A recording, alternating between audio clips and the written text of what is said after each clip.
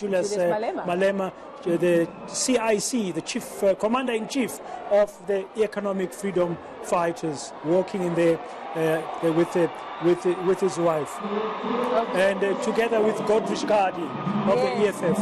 Oh, and then apparently Papa Penny, there he is in the stands. Papa Penny, he's a star in his own right. He was being introduced and he's standing there greeting people. Yeah, he's a man of the people. He currently has a series on TV as and well. And had another baby, I believe, as well, recently. Okay, so let's hear from Julius Malema. I believe our esteemed Samkele Maseko has managed to get him to stop and chat to him. Let's have a listen. We will adhere to advice and do the right thing.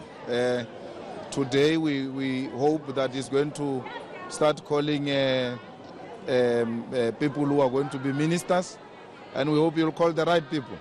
Who do you want, for instance, to be in cabinet, and who don't you want to be in cabinet? I saw a statement you released yesterday on Minister Pravin Gordhan saying that the president must not take him back to cabinet. All the constitutional delinquents should not be in cabinet. Anyone that does not have respect for the oath of office, anyone who's involved in shenanigans, should not be appointed as a minister. We can't attach names. Let's leave it to him to see if he's got wisdom of choosing the right people. When you spoke in the National Assembly, you said that he should not listen to white monopoly capital, he should not listen to the Oppenheimers, Stellenbosch. Should he do that, what will happen to him? And you yourselves also have business people whom may be close to, like Adrian Mazzotti. What then should happen to all of you once you start listening to those business people more? You make a mistake because you're comparing apples with bananas. We're talking here of a state president who controls the huge resources of this country on behalf of our people. He must learn to listen to the collective wisdom of the people he's elected with, and not those families that are driven by business interests. So you cannot compare the president of the EFF with the president of the Republic if you know that there is a huge difference and both are not the same. So all we're saying to him is that he should not allow the white monopoly capital to manipulate him, to appoint cabinets, to take decisions on behalf of cabinet, because the people of South Africa know who they've elected. We have not elected families, because if we are going to allow that, then we should have as well have allowed the Guptas to continue with what they were doing before. In 2011, I said to him, I warned Zuma about allowing families to run the affairs of the country. If he were to offer you a cabinet position with the EFF and call for a government of national unity, would you put South Africa first and interests of the EFF aside and accept those positions? No, I won't do that. The South Africans have elected, so they must get the government they deserve. So I will not serve in a cabinet through a back door. I will serve in a cabinet when I'm elected.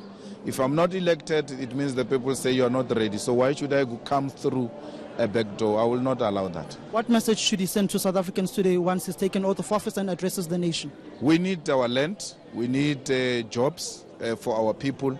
Let the people of South Africa know that their land is coming. They should know that they will get jobs, because we need our people to get jobs. So for as long as there is no plan in addressing unemployment, for as long as there is no plan in taking back the land into the hands of the people, people will know him for who he is, that he is dishonest, because before elections he has committed that will amend Section 25 of the Constitution to expropriate the land without compensation. That's what we want to hear him say today, that the land shall be returned into the hands of the rightful owners.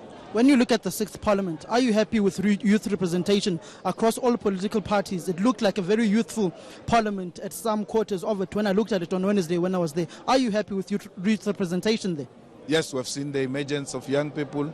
It's exciting because it means all parties now are investing on the second and third layer leadership.